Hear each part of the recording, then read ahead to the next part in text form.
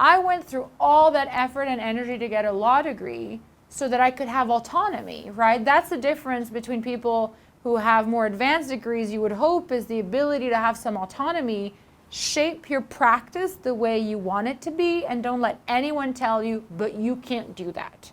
Figure out a way to do the things you love and that speak to you and that make you feel fulfilled, and use your degree in ways that you find productive to yourself.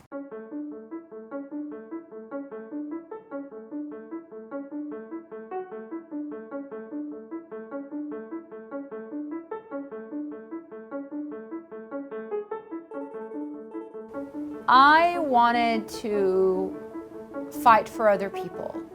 And most importantly, I wanted to fight for women's rights. That was the thing that I had always felt women were getting the short end of the stick.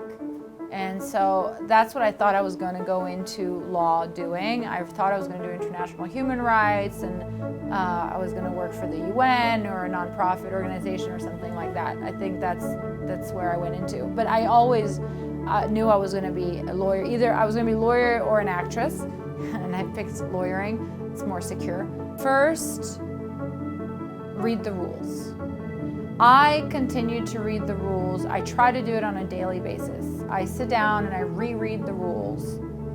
Like every night before I go to bed, I try to do 5-10 minutes, because nothing will ever prepare you as well as the rules. And I've read them 15 times. And even giving this lecture, I'm finding things while I'm giving the lecture that give me pause. I'm like, wait a minute, really?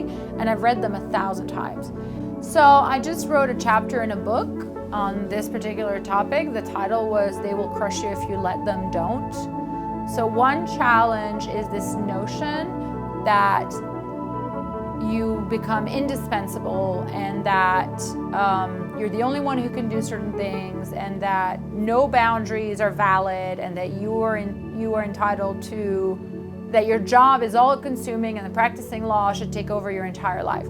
That was a real challenge for me, because I wanted to be the good lawyer. I wanted to be the team player. I wanted to be valued and wanted. And I got this patting on the back that suckered me into giving way more than I should have to any one employer.